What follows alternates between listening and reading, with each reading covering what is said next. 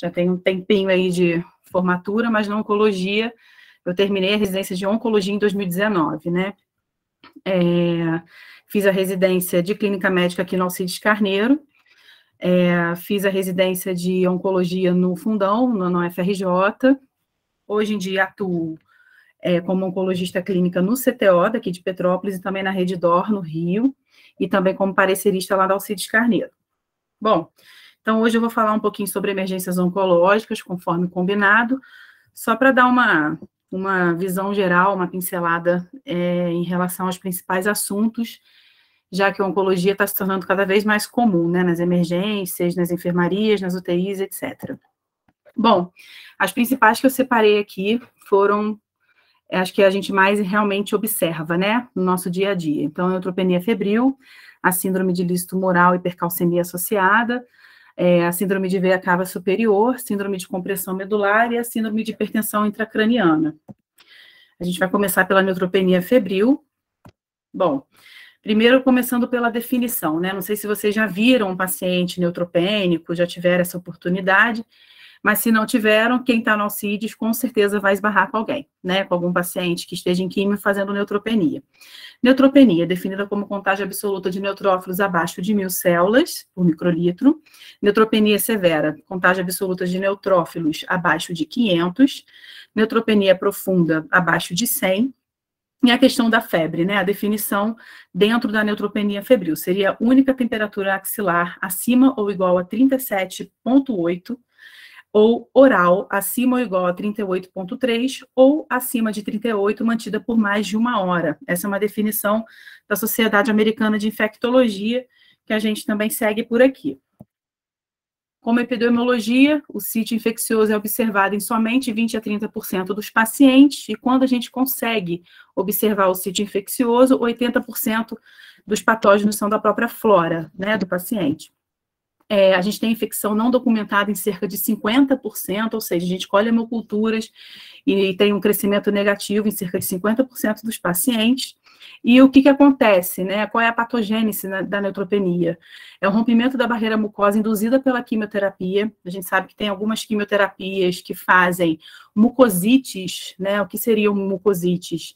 É esse rompimento da barreira da mucosa oral, na verdade pode ser oral até retal anal, então todo o tubo gastrointestinal pode ser acometido, e também porque a quimioterapia ela atinge as células de defesa, vocês também já devem ter ouvido falar, todas as células em multiplicação a quimio consegue atingir, células do câncer e também células do folículo piloso, por exemplo, queda de cabelo, e as células imunes, que elas são quebradas e diminuem em quantidade, e a qualidade também é atingida, né? Quanto à bacteremia, né, 10 a 25% dos pacientes vão apresentar bacteremia.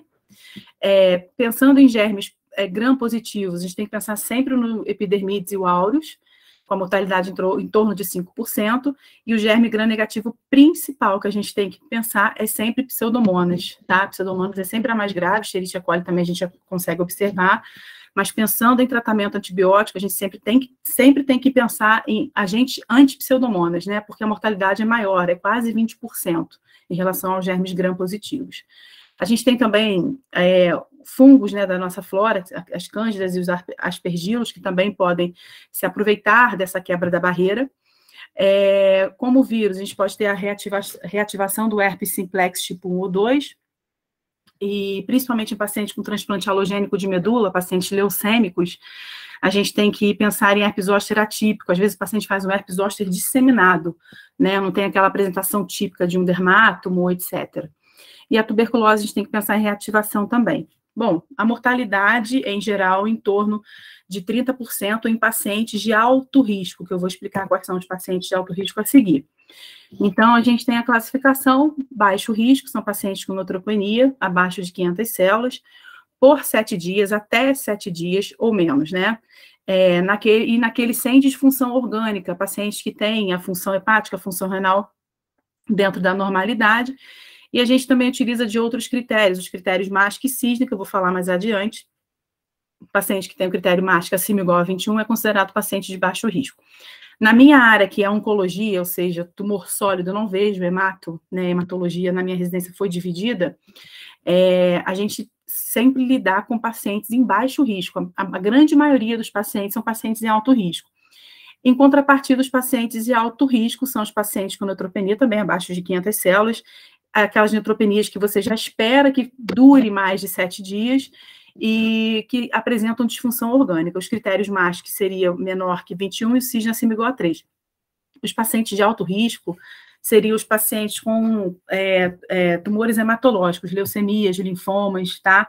Porque essas químios realmente são, as químios indutoras desses pacientes são muito difíceis, né? Os efeitos colaterais, enfim, o paciente realmente fica bem debilitado e são pacientes, sim, de alto risco. Voltando aos critérios de MASH, como eu disse anteriormente, né? A gente tem os pontos e algumas características. Dentro dessas características, a gente tem a intensidade dos sintomas, assintomáticos ou leves, pontua 5, sintomas moderados, pontua 3, e sintomas graves, pontua 0. Sintomas graves, lembrando que é o paciente que precisa de hospitalização, internação e UTI, devido à instabilidade clínica, tá? Ausência de hipotensão, ou seja, uma PA sistólica acima de 90, ausência de DPOC, portador de tumor sólido na ausência de infecção fúngica, ausência de desidratação, não hospitalizado ao aparecimento da febre, idade abaixo de 60 anos, né? Então, de acordo com esses critérios, se eu tenho acima ou igual a 21 pontos, são pacientes de baixo risco para complicações mais sérias, tá? Os critérios prognósticos, né, cisne. Então, assim, esses critérios também tem a pontuação em pontos, que a gente considera baixo risco, risco intermediário e alto risco para efeitos colaterais mais graves, né? E são critérios prognósticos também. A gente já sabe quando o paciente pode ir mal ou não, de acordo com o grau de neutropenia. Então, a gente tem o PS-ECOG acima ou igual a 2, pontua 2 pontos. Eu não sei se todos estão familiarizados com isso. O PS é o Performance Status.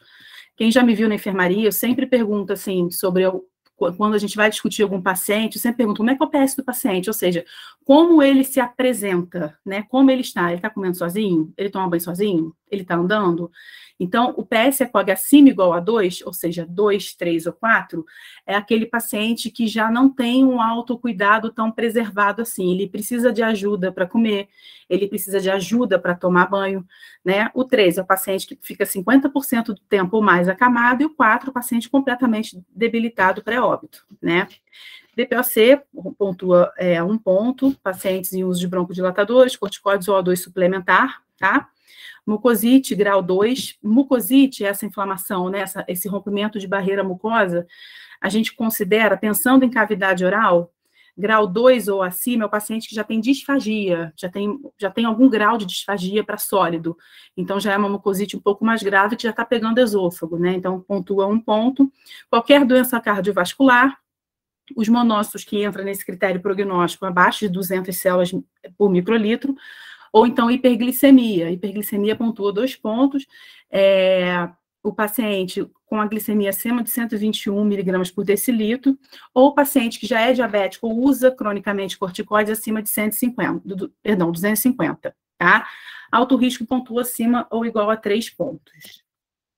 O diagnóstico, avaliar pacientes neutropênicos febris, em geral, dentro das primeiras 4 a 6 semanas após o início da quimioterapia, na DIRA de 12 a 14 dias. O que isso quer dizer também? Por exemplo, isso depende do esquema de quimioterapia que a gente usa. Em geral, em torno de 7 a 14 dias que a febre vai surgir, a neutropenia pode surgir. 7 a 14 dias após a quimio, tá? Então, a gente fala o nadir de quimioterapia. O que é o nadir de quimioterapia? É onde a dose sérica está mais alta e eu tenho os leucócitos descendo. Então, esse é o nadir da quimioterapia, tá? Então, a gente tem que ficar atento quanto a isso.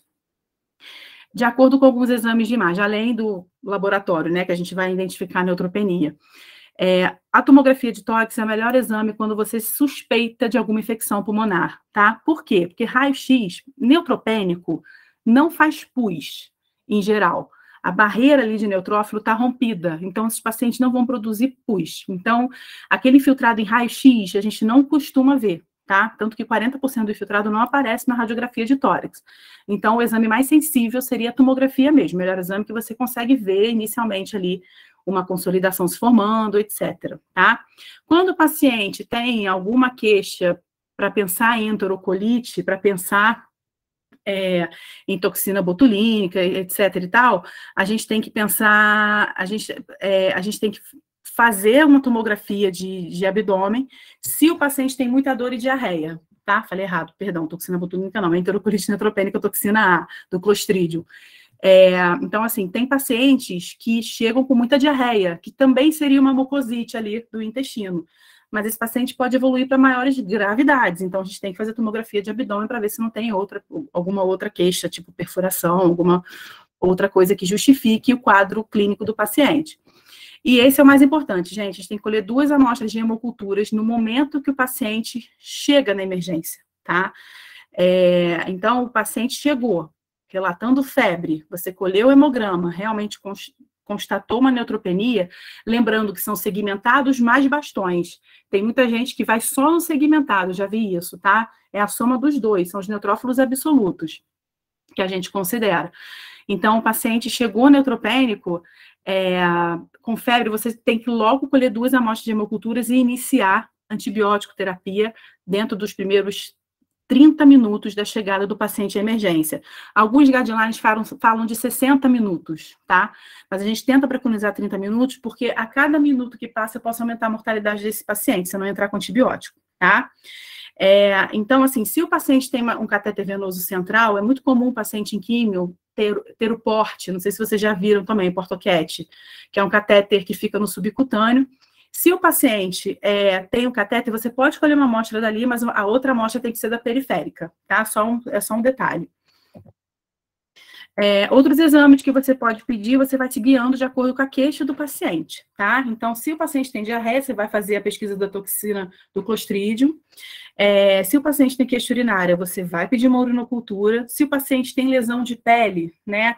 O ideal para você culturar a lesão de pele é você aspirar o conteúdo com cuidado, né? E para poder ser estudado, porque pacientes com leucemias, por exemplo, podem fazer infiltrações de pele e epiderme, então, e também mucosas, enfim, então você tem que afastar sempre infiltração leucêmica nesses pacientes. E o sistema respiratório, né? Se o paciente tem queixas, você pode até pensar em colher escarro e se presente para a pesquisa de fungos ou vírus. Ou então, em alguns pacientes, você pode até pensar em fazer broncoscopia, porque às vezes a tomografia não aparece realmente nada, então você pode colher a broncoscopia para ser mais exato, né, nas culturas. E o líquor, pensando em meningite e encefalite, você colhe para pesquisar, enfim, germes como bactérias, fungos, etc.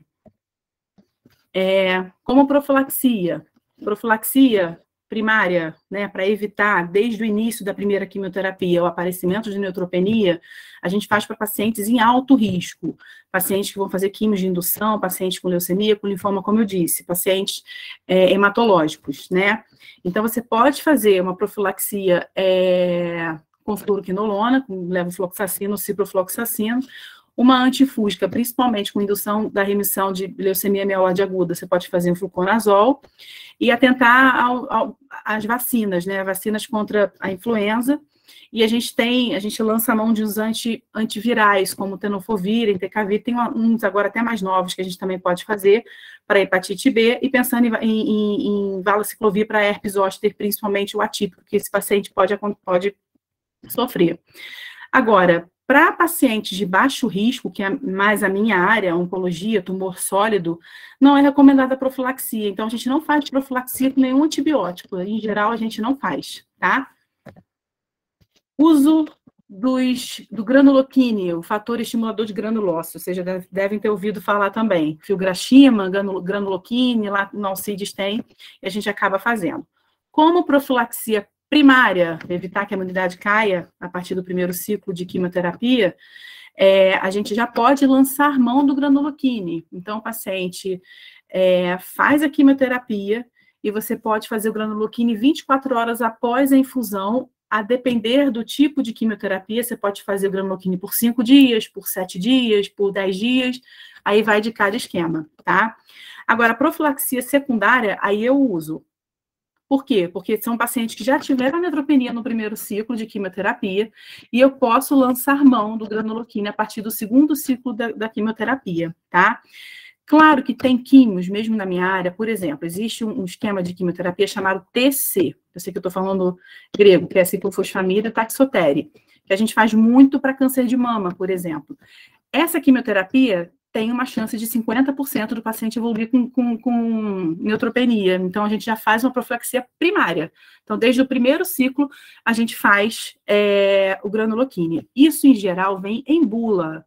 Nas bulas das quimioterapias, vem lá a porcentagem de neutropenia. Em geral, os pacientes que têm uma porcentagem acima de 20% de fazer neutropenia, em geral, já ganham uma profilaxia primária. Mas isso, em geral, isso depende muito, tá? De paciente para paciente.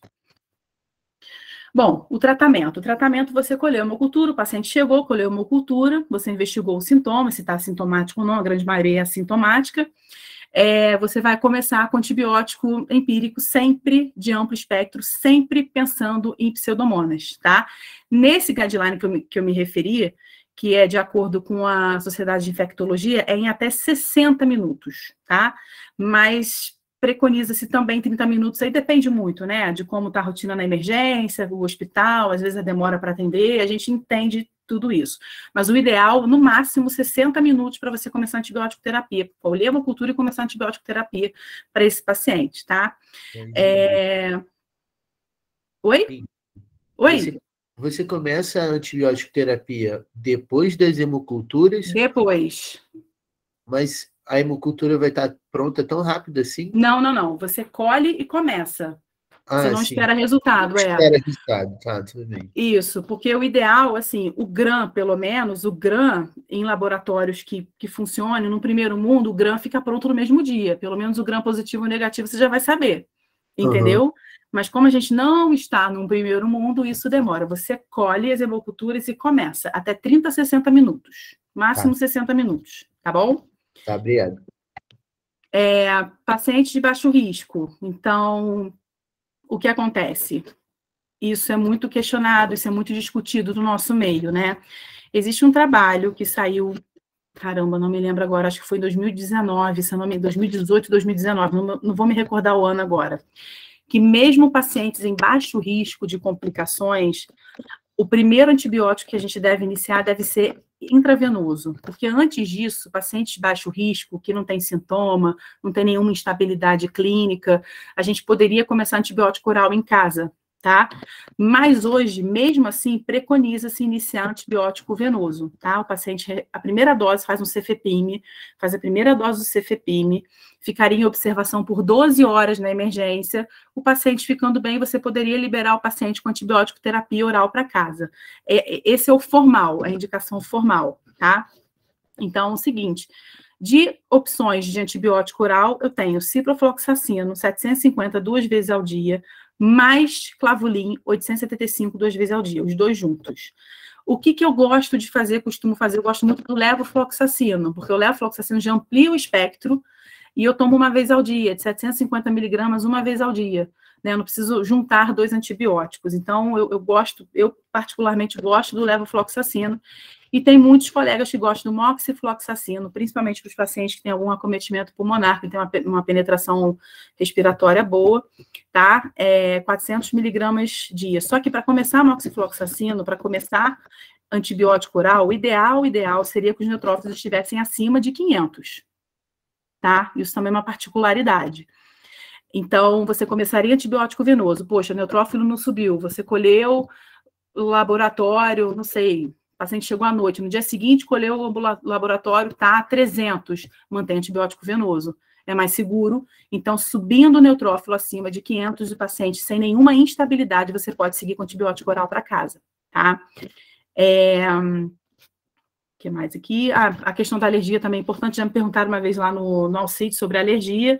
Então, você pode fazer alergia à penicilina, você pode não lançar a mão no clavulin e fazer só a quinolona, que eu costumo fazer mesmo, e associar a clindamicina 300 miligramas 4 vezes ao dia no lugar do clavulin. Pacientes de alto risco são pacientes que realmente vão internar, porque é uma neutropenia que eu espero acima de 7 dias, né? Então, os esquemas antibióticos que a gente costuma fazer, cefepime, que é o mais comum utilizado, dose cheia, 2 gramas de 8 em 8 horas, tem o tazocin, tem o meropenem e tem o imipenem, tá? E sempre associar ao granuloquine. O granuloquine, ele não interfere na mortalidade, importante falar isso com vocês, mas é importante para a recuperação neutropênica, né? Mas diretamente na mortalidade ele não interfere, o que vai interferir é o tratamento, é o antibiótico, começado no tempo certo, tá? E a duração, gente, isso aqui é um pouquinho confuso, tá? Mas a duração varia muito de acordo com o foco, de acordo com o germe isolado, etc. Se eu tenho foco infeccioso identificado, eu continuo antibiótico até a duração da infecção e até neutrófilos acima de 500. Por exemplo, paciente tem uma pneumonia, fiz uma tomografia, diagnostiquei uma pneumonia. Em geral, isso depende muito do protocolo hospitalar, né? A gente trata uma pneumonia de 7 a 10 dias. Em geral, a gente faz 10 dias para paciente neutropênico, tá? Então, eu vou seguir antibiótico por 10 dias, até os neutrófilos subirem acima de 500, porque dentro desses 10 dias, o paciente em baixo risco vai subir o neutrófilo vai subir, tá com granuloquine, então, assim, não vai demorar mais de 10 dias para subir, tá? Agora, paciente que está já 72 horas, sem febre e sem nenhum foco definido, a hemocultura não me definiu o foco, ou então os exames de imagem que eu fiz também não conseguiu detectar, enfim, eu vou manter um antibiótico até o quinto dia febril, e é seguro suspender se as hemoculturas vierem negativas, realmente negativas, e neutrófilos acima de 500 por 2 dias consecutivos, tá? Então, paciente sem febre por 72 horas, ou seja, temperatura abaixo de 37,8, por 72 horas, o foco não foi definido, você fez exame de imagem, você não conseguiu definir, cultura negativa, você foi checar negativo, você mantém até o quinto dia febril, se neutrófilos acima de 500, porque se neutrófilo estiver abaixo de 500, você vai manter antibiótico até esse neutrófilo subir. Gente, é muito confuso, né? Eu sei, porque até eu fico meio perdida, mas se vocês quiserem, depois eu mando para vocês, tá? Porque isso é meio chatinho mesmo, a gente tem que sempre ficar revendo, porque isso também muda, às vezes, né? Agora o inverso, paciente que já está 72 horas com antibiótico, se mantém febril e não tem o foco definido, esse antibiótico provavelmente não está funcionando. Então, o que eu penso? Eu penso em associar um outro antibiótico, eu penso numa infecção também por gram-positiva associada, multiflora. Então, eu associo vancomicina. A vancomicina é o antibiótico de escolha para paciente neutropênico, não é oxaciclina, tem que pensar em MRSA. Então, é vancomicina, tá? Paciente 72 horas, se mantém febril e tem foco definido. A gente pode pensar em rever culturas, até culturar novamente, tá? Porque esse paciente já está com foco definido, já está com antibiótico ali para aquele foco, mas está se mantendo febril, você pode rever culturas ou colher novas culturas e considerar, principalmente em pacientes de alto risco, iniciar antifúngico, tá? Aí varia, né, da flora hospitalar, você pode pensar em anfubê se o paciente estiver muito instável, você pode pensar em fluconazol, você pode pensar em outros tipos de antifúngico de acordo com os germes hospitalares. Algumas considerações finais, vacinas, em geral, são contraindicadas em pacientes em quimioterapia, porém, o que a gente, na prática, melhor falando, o que a gente pede para o paciente não tomar. O que é contraindicado são as vacinas com vírus atenuado, tá? Então, sarampo, que é a tríplice viral, a febre amarela, os pacientes em quimioterapia não podem tomar essa vacina. Pacientes que terminaram quimio têm que esperar pelo menos 1 mês do término da quimioterapia para voltar a vacinar, tá bom? Perdão, disse errado, tem que esperar 3 meses após término da quimioterapia. Para pacientes que vão começar a quimioterapia, eu posso vacinar 1 mês antes, tá? O paciente vacina um mês antes da quimio, começa a quimioterapia e tem que aguardar em torno de 3 meses para poder vacinar com vírus vivo atenuado. A questão do Covid, eu coloquei aqui embaixo, porque algumas coisas mudaram em relação à pandemia. Por exemplo, eu disse para vocês que quimioterapias que têm chances de neutropenias acima de 20% já teriam uma indicação de granuloquine, né, profilático. No COVID, a gente já considerou os esquemas de quimioterapia que já têm a chance acima de 10%. Então, por quê? Porque pensou-se que a imunidade caindo, né, esses pacientes poderiam contrair o COVID e ter complicações, até levar à morte por conta do COVID. Então, foi uma diretriz que a sociedade tomou e a gente seguiu isso durante a pandemia, tá? Vacinas contra o COVID podem ser tomadas durante a quimioterapia, bom lembrar disso. Gente, agora saindo aqui da neutropenia, que foi o tema mais longo, a gente vai falar um pouquinho de síndrome de Lice tumoral. Não sei se vocês já viram, mas também acontece em alguns pacientes, a definição emergência oncológica com lise maciça de células tumorais, com liberação do conteúdo intracelular, tá? Então, o que o paciente vai apresentar? Além de disfunção renal, nos casos mais graves, né? Hiperpotassemia, hiperfosfatemia, hiperuricemia e hipocalcemia, tá? Então, o único conteúdo que está baixo é o cálcio, porque o fosfato está alto, é liberado pela lise tumoral, e o cálcio quela o fosfato. Então, o cálcio vai estar baixo, hipocalcemia. Ocorre, em geral, 12 a 72 horas após a aplicação de quimioterapia, corticóides no caso de linfomas, né, disseminados, alguns agentes biológicos e até radioterapia. Mais comum é você ver com quimioterapia mesmo.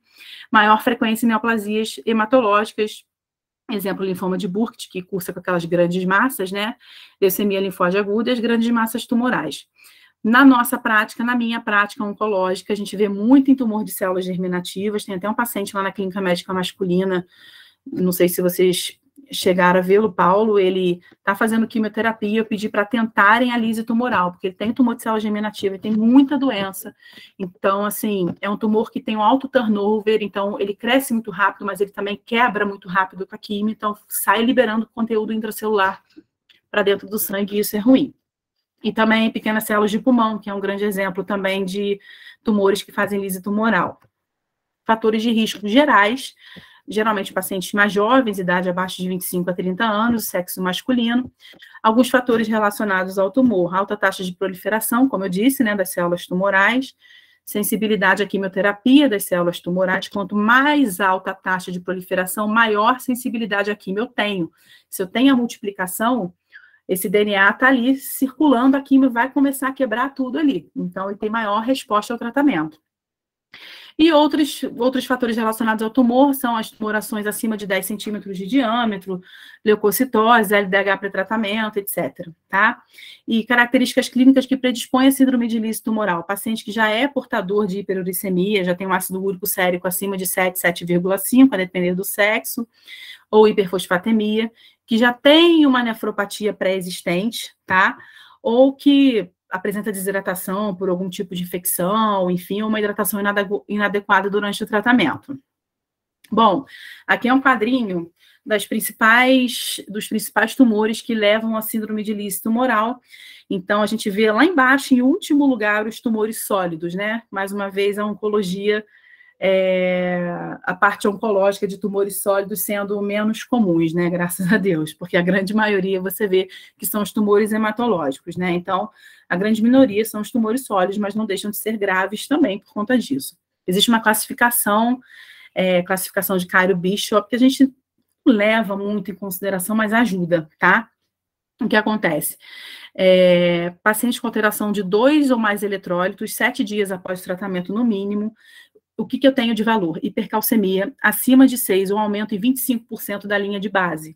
Hiperuricemia, ácido úrico acima de 8 mg por decilitro, ou aumento de 25% do normal do paciente da linha de base. Hipocalcemia, abaixo de 7, ou redução de 25%. Hiperfosfatemia, acima de 4,5, ou aumento de 25%. O quadro clínico sugere as alterações eletrolíticas, né? Então, eu posso ter arritmia por conta da hiperpotassemia, posso ter anorexia, náuseas, vômitos, sobrecarga de volume, sonolência. Então, isso tem tudo a ver com as questões dos eletrólitos, do estudo hidroeletrolítico do paciente, tá? A insuficiência renal é bom lembrar, porque pode ser multifatorial, primeiro por hipovolemia, pode ser uma pré-renal, desidratação. O aumento da hiperuricemia, o aumento do ácido úrico pode precipitar cristais de ácido úrico, fosfato de cálcio também. Eu posso fazer obstrução tubular e fazer uma insuficiência pós-renal. E a hiperfosfatemia pode fazer um dano tubular agudo, pode fazer uma disfunção renal intrarrenal mesmo, né? Então, pode ser realmente multifatorial. Sempre lembrar de hidratar esse paciente. A principal coisa é hidratar. A principal questão do tratamento, o pivô, é a hidratação do paciente, tá? A gente tem a prevenção sempre pensando em evitar a insuficiência renal aguda. Pacientes em alto risco, posso fazer hidratação vigorosa, 2 a 3 litros por dia. Enfim, isso vai variar também. Eu sei que eu tenho que manter a diurese por 100 ml hora, e eu posso fazer uma medicação chamada rasburicase, tá? Essa medicação, ela consegue equilibrar a questão do ácido úrico. Ela consegue, de modo agudo, em minutos, horas, eliminar o ácido úrico alto do paciente, né? Mais para frente eu vou explicar também como é que ela age. Ela age bem na via final ali da formação dos cristais de ácido úrico, né? Então eu posso lançar mão dessa medicação. Eu, particularmente, nunca prescrevi essa medicação, até porque os riscos dos tumores, né, sólidos pode ser de intermediário a baixo, mas é o que está prescrito, é o que está sugerido. Risco intermediário, eu posso já lançar mão do halopurinol, 100 miligramas de 8 em 8 horas, pode iniciar até 2 dias antes do tratamento, tá? Pensando em prevenção mesmo. E risco baixo, a gente tem que pensar somente em hidratação vigorosa. Em geral, para a gente, tumor sólido, a gente começa halopurinol. Para esses pacientes com tumor germinativo, a gente começa uns 3 dias antes do halopurinol, tá?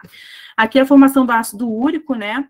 Até a alantoína, que é a formação do ácido úrico, onde ele se torna solúvel, onde o halopurinol age, e o febuxostat, eu tenho dificuldade para falar o nome dessas medicações, que eu também não tenho, assim, prática clínica de prescrevê-los, então eu fico um pouco dificuldade para falar. Mas o que acontece? Essas medicações inibem a xantinoxidase, né? Então, vai prevenir a formação do ácido úrico e prevenir a formação em alantoína, que é o componente solúvel, né? Que é encontrado geralmente no sangue. A rasburicase, ela age aqui no final. Ela inibe a uratoxidase, tá? Então, ela tem uma ação mais rápida, porque ela já age no final desse ciclo, no final dessa via. Só para exemplificar para vocês. Bom, tratamento, a melhor forma é a prevenção, né? Você já sabe que aquele tumor tem um alto turnover, já sabe que vai sofrer muita quebra, então a gente tem que pensar na prevenção. 3 a 5% dos pacientes, em geral, evoluem com síndrome de ilícito tumoral a despeito da profilaxia. Exige monitorização cardíaca, controle hidroeletrolítico a cada 4 a 6 horas. O rasburicase, quando você lança a mão de fazer essa medicação para os pacientes alto risco, você pode fazer com ou sem diurético. Diurético é muito interrogado, tá? Tem pessoas que fazem a furosemida, tem pessoas que não. A gente sabe que a furosemida também pode fazer dano renal, então isso é muito controverso, tá? E controle das anormalidades eletrolíticas. Perdão. Não faz muito sentido você hidratar um montão o paciente, né, e ficar dando furosemida, né? Exato. Mas a furosemida, exatamente, mas a furosemida seria para espoliar mais os eletrólitos em alta. Seria mais esse sentido. Mas, assim, isso é muito controverso. Eu não faço furosemida. Eu não faço. Eu faço hidratação e monitorização da função renal, né? Eu não costumo fazer. E, gente, infelizmente, tem paciente que evolui para hemodiálise, né? E tem as indicações de hemodiálise, paciente evoluindo com oligoanúria, o potássio, os eletrólitos que estão refratários às medidas clínicas, a creatinina sérica acima de 10, ácido úrico acima de 10, sintomas de hipercalcemia presentes. Então, assim, tem pacientes que, infelizmente, têm que ir para hemodiálise para poder salvar rim e salvar a vida, né? Porque síndrome de ilícito tumoral tem uma mortalidade mais baixa do que uma neutropenia, se você pensar, mas sim, tem uma mortalidade considerável. Síndrome de hipercalcemia. Bom, hipercalcemia ocorre em cerca de 20 a 30% dos pacientes com câncer. Quem já viu paciente com metástase óssea disseminada, provavelmente já esbarrou com um paciente com hipercalcemia. Não sei se vocês já viram, mas também não é tão incomum. A gente costuma ver hipercalcemia sim, tá? Geralmente está relacionada a doença avançada e prognóstico reservado. Tem estudos mostrando que o paciente que está evoluindo com hipercalcemia maligna tem em torno de uma sobrevida de 6 a 8 meses, tá? Os principais mecanismos que a gente vê, né? Hiperparatiroidismo primário, pacientes que têm neoplasias neuroendócrinas tipo 2, pouco complexo, mas só para vocês terem noção de que isso existe. A hipercalcemia humoral do câncer, as metástases osteolíticas, que são as mais comuns, tá? E a produção de hidroxivitamina D, que alguns tumores, tipos germinomas, ovarianos, podem produzir, mas isso é muito incomum. A hipercalcemia humoral do câncer é como se seria uma síndrome paraneoplásica, né? Tem um PTH recombinante que a própria célula tumoral produz e faz a hipercalcemia. Mas o mais comum que a gente vê é pacientes com metástases osteolíticas, né, que libera cálcio, aumenta a atividade osteoclástica, de reabsorção óssea, e libera o cálcio para a circulação. As manifestações clínicas sempre relacionadas à hipercalcemia, o paciente vai ter vômito, vai ter constipação, sintomas neurológicos, podem ter arritmias cardíacas, então sempre pensar em hipercalcemia. Na residência, eu lembro que meus staffs sempre falavam que paciente que você sabe que tem metástase óssea, chega na emergência, vômito, constipação, primeira coisa a pensar, claro que você tem que excluir obstrução intestinal, essas coisas, mas a primeira pessoa não pode nunca deixar de pensar em hipercalcemia, sempre dosar um cálcio e albumina, né, para correção para esses pacientes. Aqui está um exemplo, de acordo com esses tipos de hipercalcemia, né, os principais tumores na prática, o que a gente mais vê, câncer de pulmão, câncer de mama, câncer de próstata, são os 3 mais comuns que fazem meta-óssea, tá, e que a gente vê hipercalcemia relacionada a esses tumores. Bexiga também eu tenho visto alguns, esse ano já vi uns 2 pacientes, ou 3 talvez, com tumor de bexiga avançado, com lesão osteolítica evoluindo com hipercalcemia. Então, essa questão do diferencial entre as hipercalcemias, para a gente não faz, assim, a gente não vai ficar pensando, isso é mais acadêmico mesmo, para vocês entenderem que existem vários tipos de hipercalcemia relacionada à neoplasia. Mas para fins de tratamento, a gente não fica pensando se é paraneoplásico, se é por metástase, enfim, a gente trata, né? Mas só para vocês saberem, a dosagem do cálcio sérico corrigido entre 12 e 14 fosfato, pensar que pacientes com cálcio acima de 12 é emergência. Você está no ambulatório, você está vendo cálcio corrigido pela albumina acima de 12, emergência. Esse paciente tem que ir para emergência, tá? Porque ele vai evoluir com complicações, inclusive com disfunções renais também, etc. A dosagem do PTH e o PTH recombinante, a proteína relacionada ao PTH, que, como eu disse, paraneoplásico, alguns tumores, exemplo, os SECs de pulmão podem fazer isso, tá? Eles produzem PTH e fazem a hipercalcemia, e a dosagem da 1,25 de hidroxivitamina D. Mas só para a questão acadêmica mesmo, que eu digo para vocês, a gente não costuma investigar muito isso na prática não, mas é importante entender, tá? Tratamento sempre, mais uma vez, pensando em hidratação vigorosa, tá? Tem que manter um débito urinário entre 150 ml hora, mais ou menos. Mais uma vez, diuréticos questionados, não costumo fazer diurético nesses pacientes, geralmente é hidratação mesmo. A gente pode pensar em fazer a calcitonina, correção rápida da calcemia, bifosfonados, calcitonina a gente não lança mão, até porque não tem muito disponível, a gente costuma fazer bifosfonatos, tá? Que não sei se vocês também já ouviram falar, lá no Alcides tem o pamidronato, mas eu não sei se tem o intravenoso, eu acho que é o oral que tem, se eu não me engano. No CTO, a gente tem o ácido zoledrônico para os pacientes SUS. Pacientes SUS, a gente consegue fazer o ácido zoledrônico, 4 miligramas em V, em geral, a gente faz a cada 28 dias, tá? Paciente com hipercalcemia, você pode até fazer esquemas mais reduzidos, 1 vez por semana, 2 vezes por semana, enfim, a depender dos níveis de cálcio. Existe uma medicação chamada denosumab, o nome comercial Xgiva, ele é o inibidor da RENK, ele atua diferentemente da ação do bifosfonato. O bifosfonato, ele atua inibindo a osteoclase, os osteoclastos, né, dos ossos. Então, o denosumab é mais caro, a gente não consegue SUS, a gente consegue, em geral, paciente com convênio, plano de saúde, mas até convênio liberar demora. É uma medicação que geralmente não tem disponível em hospitais, mas é uma opção, principalmente para os pacientes com disfunção renal. Eu posso fazer denosumab com disfunção renal. Paciente com disfunção renal importante, eu não consigo fazer bifosfonato, por exemplo. Então, seria uma opção. Corticoterapia para os pacientes em linfomas e hemodiálise nos casos refratários, né?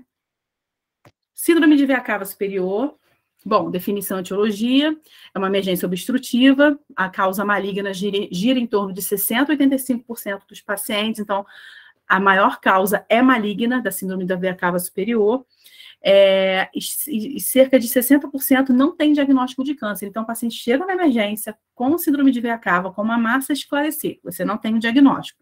Então, você procura o diagnóstico, né? Pensando nas neoplasias em geral, tumores de pulmão são os mais comuns, não pequenas células, cerca de 50%, e pequenas células, 25%.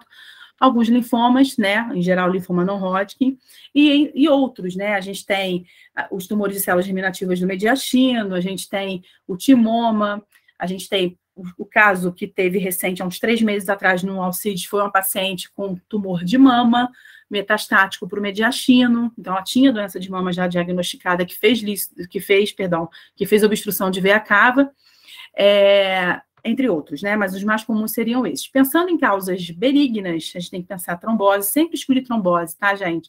É importante sempre escolher trombose nos pacientes com síndrome de veia cava. Bossos mergulhantes, aneurismas de aorta, de crosta, de aorta ascendente. Sinais e sintomas, os mais comuns que a gente costuma ver é distensão venosa, né? A gente vê aquela circulação colateral no tórax, distensão de jugular, a gente vê edema, a gente vê rubor facial, pletora facial, né? E falta de ar. Alguns pacientes cursam, acho que a grande maioria, nem que seja uma falta de ar mais leve, né? Eles cursam com falta de ar. Outros sintomas podem acontecer, tipo desmaios, alterações visuais, tonteiras, confusão mental. Quando a gente tem sintomas neurológicos, pensar em edema cerebral. Nunca vi, mas tem pacientes que cursam com edema cerebral por síndrome de veia cava, isso é bem grave, tá? Aqui é o grau, né, de severidade da síndrome de veia cava, só para ilustrar também e mostrar para vocês que a maior incidência é o grau moderado, o grau 2, né, que chega a 50% da incidência. Claro que esse quadro reflete a realidade dos Estados Unidos, mas também reflete aqui do Brasil, é muito parecido, tá? Então, sintomas moderados seriam justamente esses sintomas de edema, o paciente pode evoluir com tosse, pode ter um pouco de rouquidão, pode ter um pouco de disfagia, então tem edema em toda a questão aqui do pescoço, da face, né?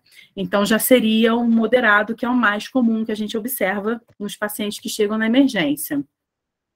Pensando num paciente que chega sem diagnóstico, chega com síndrome de veia cava, a gente tem que buscar o diagnóstico, né? A gente tem os sinais e sintomas clínicos, tem a tríade clássica, que é a pletora, o edema cérvico-facial e a circulação colateral, de fato, a gente vê isso, a gente enxerga essa tríade, né? Pedir alguns exames laboratoriais pensando em afastar tumor germinativo, por exemplo. Pedir o beta-HCG, o LDH, alfa-fetoproteína. E os exames radiológicos, o primeiro que você pensa é fazer uma tomografia. O paciente está na emergência, não vai fazer raio-x, vai fazer a tomografia para tentar definir os limites, né, ali da invasão, etc., e tentar excluir também trombose, que pela tomografia, sem ser angiotomografia, às vezes você já consegue, se a trombose for extensa, você já consegue individualizar algum trombo ali, alguma falha de enchimento, né? E procedimentos invasivos, né? Na verdade, você pode tentar o diagnóstico por procedimentos invasivos. Existe um chamado venografia invasiva, alguns centros usam, mas no geral não é mais utilizado. Você lança a mão da tomografia, você já vê a massa e já parte para o diagnóstico. Tenta tratar, partir para o diagnóstico primeiro. A gente sabe que é difícil, porque o laudo histopatológico não sai a tempo, a gente acaba irradiando esse paciente, mesmo sem diagnóstico, porque é o tratamento mais rápido que a gente tem para oferecer, tá? Então, assim, pensando em métodos diagnósticos, né, a gente pode fazer essa venografia, enfim, permite tratamento também, você biopsia o paciente, permite o tratamento do paciente, toracocentese, se o paciente tiver algum derrame pleural, então, de repente, você pega, faz a citologia oncótica dali para ver se nasce para ver se cresce alguma célula neoplásica, pode lançar a mão da broncoscopia, sempre tentar ver se você acha linfonodo periférico, porque, às vezes, a gente consegue o diagnóstico pelo linfonodo periférico, é mais fácil, menos invasivo, anestesia local você consegue biopsiar, e os métodos mais invasivos, né, mediastinoscopia, toracoscopia, etc., para poder chegar num diagnóstico. Aqui são alguns exemplos, né, nesse primeiro exemplo é um raio-x de tórax, paciente que tem um seminoma, vocês veem aqui o mediastino muito alargado, bastante alargado, fazendo compressão, e aqui desse lado a gente vê a massa mediastinal compatível com teratoma, e nessa tomografia a gente vê uma massa aqui bem enorme, né, invadindo aqui costelas, invadindo aqui externo, invadindo partes moles, né? Então, assim, você pode ver isso, você vê todo esse estrago, às vezes o paciente, você vê a massa, né, o abaulamento pela massa, e não necessariamente é maligno, a grande maioria é maligno, mas esse aqui é um caso de teratoma, por exemplo, uma massa bem heterogênea, muita necrose, muita calcificação no interior, e esse aqui é um paciente com linfoma, tá? É uma massa que se esvai mais para ambos os tóraxes, né? Então, só para dar um exemplo para vocês sobre síndrome de veia cava. Aqui é o engurgitamento aqui da veia hepática comum, que também fica tudo engurgitado por conta da síndrome de veia cava, da compressão, né? E o tratamento, né? Paciente que chega instável, risco de vida, num grande centro, você pode lançar mão do stent, angioplastia ali da cava, só que a gente não tem isso aqui. Então, muitas vezes os pacientes, muitas vezes não, sempre os pacientes acabam irradiando, fazendo radioterapia. A radioterapia é o tratamento mais eficaz que a gente tem para tentar reduzir massa tumoral, né? Mas, poxa, radioterapia para benignidade, realmente, massas benignas, tipo bócio, que não é comum da gente ver mais, né, assim, mas não vai adiantar, mas a gente sempre tem que pensar no mais grave. Poxa, isso aí tem cara, realmente, focinho, tudo para ser maligno, então a gente vai tratar, a gente tem que tentar tirar o paciente do risco de vida, né? Pacientes com linfomas, você pode lançar mão da corticoterapia. Linfoma responde muito bem a corticoide, então você não precisaria irradiar esse paciente, você pode fazer corticoterapia em dose alta, que essa massa vai responder, vai reduzir, tá? Paciente com tumor de pequenas células de pulmão, quimioterapia, paciente já tem diagnóstico, chega lá, é portador de pequenas células de pulmão, você pode lançar mão de químio, você vai fazer químio, esse paciente tem que atentar a lise tumoral, mas esse paciente vai responder rápido, porque eu sei que é um tumor agressivo que vai responder rápido, então posso lançar mão de quimioterapia, tá? Mas a grande maioria, em geral, que a gente vê no nosso dia a dia, Alcides Carneiro, que reflete a nossa realidade, a gente lança mão da radioterapia mesmo, tá? Nos casos de trombose, né, a gente faz uma anticoagulação plena, pode lançar mão de trombolíticos também, a depender do caso, grandes centros podem fazer bolectomia, cirurgias de bypass para aneurismas de aorta torácica, para bócio, etc. Tá? Importantíssimo esse aviso final aqui. Evitar punções venosas em membros superiores e jugulares, tá? O paciente está todo engurgitado. Dê preferência para membros inferiores ou então acesso intramuscular. Síndrome de compressão medular está acabando, tá, gente? Quando suspeitar, vocês também já devem ter visto, porque não é tão incomum assim, o paciente chega com fraqueza de membros inferiores, às vezes já chegam paraplégicos lá na emergência, né? Você vai fazer tomografia de coluna, tem uma massa ali comprimindo, fazendo a compressão de medular do paciente. Em geral, o paciente vai ter dor na área afetada, a dor é o primeiro sintoma que surge, antes da fraqueza, 95%, tá? Das vezes. Dor que não melhora com analgésico, com analgésicos comuns, é mais intensa ao esforço, você tem que pensar em aumento da pressão no espaço epidural, pensar em algum processo neoplásico ali mesmo, tá? Dor irradiada para membros, dor somente a movimentos, sempre pensar em estabilidade mecânica, é uma questão de ortopedia mesmo. A fraqueza muscular é o segundo sintoma mais comum, em torno de até 85% dos casos. Tem pacientes que evoluem com ataxias também. Disfunção esfincteriana, principalmente quando o acometimento é mais coluna dorsal, tá? Hiperreflexia, abaixo do nível de compressão, alteração sensorial. Então, assim, vai muito do nível de compressão, né? Quando a gente pensa numa piora abrupta da dor, o paciente está estável e do nada começa a gritar, sempre pensar em fratura. Esse paciente pode estar evoluindo com fratura patológica, tá? E aqui, só para mostrar para vocês, só para ilustrar para vocês os graus de compressão medular, para vocês entenderem, né? A gente tem o grau 1, onde o tumor está dentro do corpo vertebral. Aqui está a medula, né? Aqui está as meninges e aqui o espaço subaracnoide, esse em azulzinho, aqui é a medula óssea. Então, nesse grau 0, o tumor está aqui dentro, em geral, pacientes assintomáticos, tá? Ou sintomas leves. Aqui, o grau 1A, o tumor já se estende ali para a epidural, tá vendo? Já encosta ali a camadinha epidural. O grau 1B, o paciente já se desloca para o saco dural. O grau 2, o grau 1C, perdão, já invadiu todo o saco dural e já tocou a medula espinhal. O grau 2 já invadiu a medula espinhal e o grau 3 já invadiu circunferencialmente, já até está deslocando essa medula para baixo. Então, nesse grau aqui, esse grau que é, infelizmente, a grande maioria dos pacientes é do grau 1C para frente, que a gente vê, esse paciente já está evoluindo com perda de força importante, além da dor. A etiologia, a gente sempre pensa em malignas, mas também tem etiologias benignas, né? Que tem hérnia de, já vi compressão medular por hérnia discal, espasmo muscular, abscessos, meningiomas, etc. E malignas, metástases paravertebrais, são as principais. Existem as metástases intramedulares, que são incomuns, mas pode acontecer em alguns tumores, como alguns linfomas, pequenas células de pulmão, mas em geral são metástases ósseas que invadem a medula óssea, tá? Existe uma condição chamada carcinomatose meningea, não sei se também já viram ou ouviram falar, mas em geral o paciente tem outros sintomas associados, como acometimento de par craniano, o paciente faz estrabismo divergente, uma cefaleia intensa também. Quanto à localização, a grande maioria se localiza das compressões medulares na coluna torácica, cerca de 60%.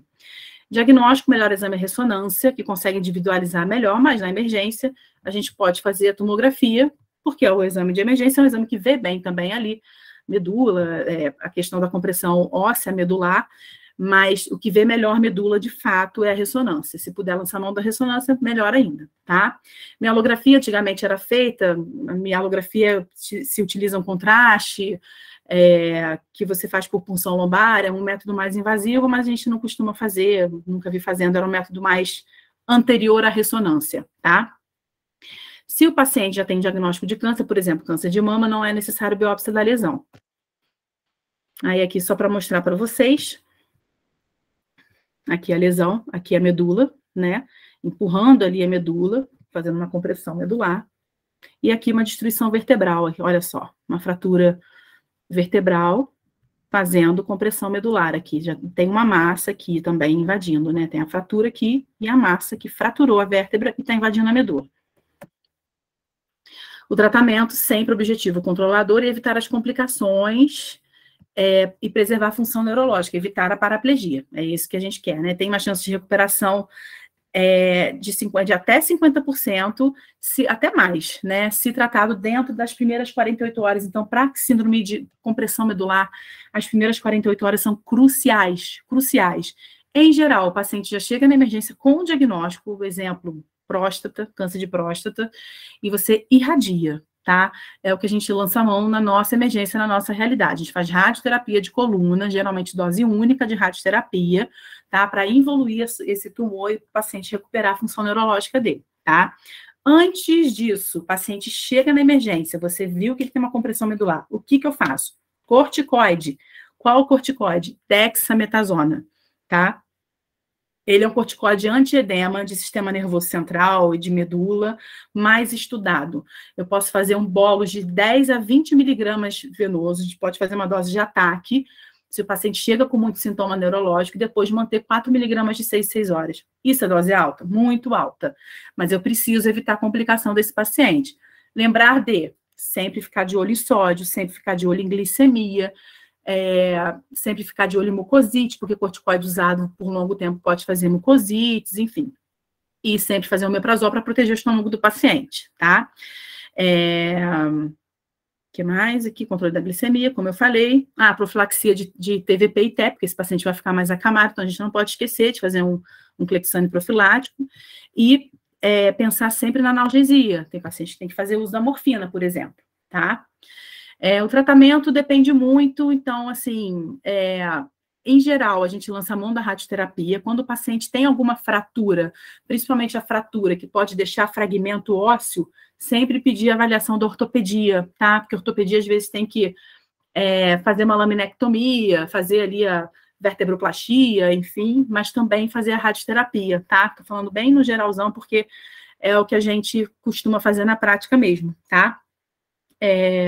Então, para coluna instável, cirurgia seguida de radioterapia, para essas fraturas que deixam a vértebra instável. Para coluna estável, você pode fazer radioterapia E para pacientes que têm tumores mais radioresistentes, tumores de alto grau, você pode pensar em cirurgia de descompressão, mas em geral você acaba fazendo radioterapia sozinha também, tá? Se o paciente tem baixa expectativa de vida, você pode fazer a radioterapia dose única, se melhor prognóstico, até 10 frações. Em geral, mesmo pacientes com bom prognóstico, a gente faz dose única, porque é uma dose alta. Então, a gente faz dose única ali na coluna do paciente, tá? Só para lembrar alguns tumores radiosensíveis e radioresistentes, pensar em tumores de pulmão, pequenas células, tumores de células germinativas, linfomas, são tumores que respondem muito bem à radioterapia, tá? E tem alguns tumores radioresistentes, como carcinoma de rim, melanomas, sarcomas, que a radioterapia você acaba fazendo, mas podem não responder tão bem assim. Para finalizar, síndrome de hipertensão intracraniana, que não tem, assim, muito mistério, né?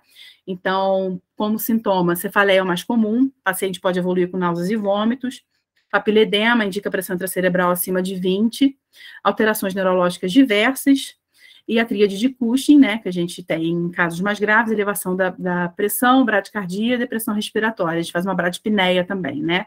E a complicação mais grave é a herniação cerebral. Tumores cerebrais, gente, tumor cerebral mais comum são as metástases. Na verdade, a gente vai achar metástases no sistema nervoso central e procurar da onde que é o primário, da onde que ela está vindo, né? Então, a principal causa é a metástase cerebral. Também tem os tumores primários do sistema nervoso central, que são menos comuns, graças a Deus, porque são devastadores. Por exemplo, o glioblastoma. Também tem a carcinomatose meningia, que pode fazer obstrução licórica e fazer uma síndrome de hipertensão intracraniana, tá? Então, a gente tem outras etiologias além das metástases cerebrais. Pode ser traumático, né? Hemorragia intracraniana, enfim, são as causas mais benignas, hidrocefalia, edema cerebral difuso, exemplo, uma encefalite, uma meningite, insuficiência hepática, e trombose jugular também fazendo edema cerebral. Aqui só para mostrar para vocês uma fotinha. Essa foto aqui até que tá... Tenho certeza que vocês já viram imagens piores lá no Alcides Carneiro. É uma foto de uma ressonância que mostra uma lesão cerebral. Em geral, a lesão cerebral tem muito edema, e é justamente o edema cerebral que faz o paciente evoluir com a síndrome de hipertensão intracraniana. Por muitas vezes, você entra com corticoide, o paciente melhora das clínicas dos sintomas neurológicos, né? Diagnóstico, exame físico neurológico, imagem sempre, tomografia, o que você vai ter na emergência.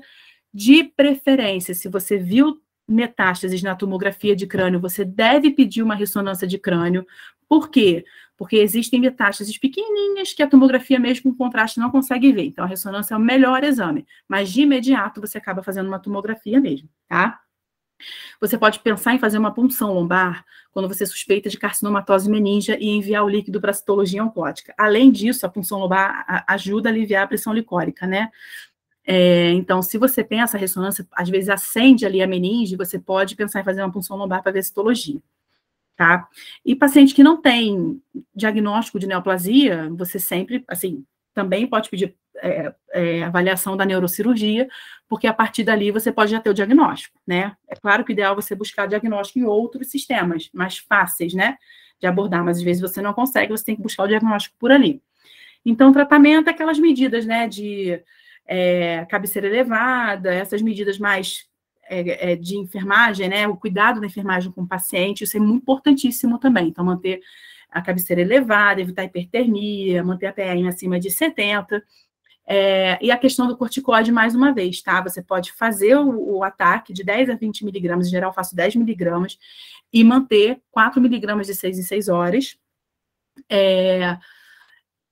Tem alguns colegas que fazem manitol, eu já vi fazendo manitol e assim, paciente ter uma melhora, uma hipersalina, enfim, eu já vi fazendo e ter melhora, mas o que a gente tem de mais estudo comprovando a eficácia contra a hipertensão intracraniana, assim, antes de fazer qualquer tipo de tratamento, radioterapia, é o corticoide. Então, o corticoide é o principal, tá?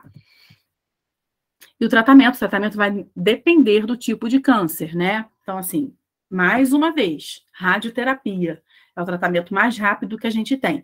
A não ser que seja uma lesão única que a neuro queira entrar. Então, a neuro entra, opera, enfim, a gente avalia a rádio depois, que a rádio também pode ser oferecida depois da neurocirurgia. Ou então não. Ou então, quando o paciente tem múltiplas lesões cerebrais, você pode fazer radioterapia crânio total e buscar o diagnóstico. Se o paciente já tiver diagnóstico, por exemplo, aqui eu dei alguns exemplos, o câncer de pulmão que tem o EGFR mutado. Eu sei que eu estou falando grego, mais uma vez, mas só para exemplificar. Você pode lançar mão de uma medicação oral chamada osimertinib, que tem penetração no sistema nervoso central e o paciente responde. Então, assim, dependendo do tipo do tumor, da biologia tumoral, você também pode lançar mão do tratamento venoso, oral, etc. Tá? Pensando em carcinomatose meningia, a gente pode irradiar neuroeixo, tá? Lembrando que a sobrevida é muito pequena, o prognóstico é muito ruim. E eu posso fazer quimioterapia intratecal com metotrexato, tá? Também, metotrexato também é uma opção. Gente, obrigada. Foi muito longa a aula, sei, cansativa, mas é só para mostrar para vocês a nossa realidade oncológica atual, no cenário atual, né? Tem tanto paciente oncológico que vocês vão esbarrar nas emergências da vida com esses pacientes. É isso. Principalmente a gente ali no Alcides, né? Que, pô, Alcides, referência ali também, né? Aí a gente trata muito mesmo ali. Exatamente. Nossa referência oncológica. Então, assim, gente, é muito paciente. Então, vocês, assim, na vida de vocês, até vocês trabalhando numa UPA, vocês vão pegar paciente oncológico. E muita gente não sabe lidar, porque a gente não tem isso na faculdade. A gente não tem isso na residência de clínica médica. Eu aprendi tudo, e continuo aprendendo até hoje, né, na minha residência de oncologia. Então, para vocês verem que faz falta realmente, né? Principalmente, assim, algum módulo de emergência oncológica, que seja emergência oncológica, porque os outros realmente é muito específico, né? Mas é importante isso, porque você está salvando a vida de um paciente, né? Um paciente que pode até ter um prognóstico ruim, mas você tem que dar a chance de dele ter o diagnóstico e ter o tratamento, né? Porque ele pode ter uma sobrevida longa de acordo com o que for diagnosticado. Então, por isso que é importante. Eu sempre achei muito importante saber emergência oncológica.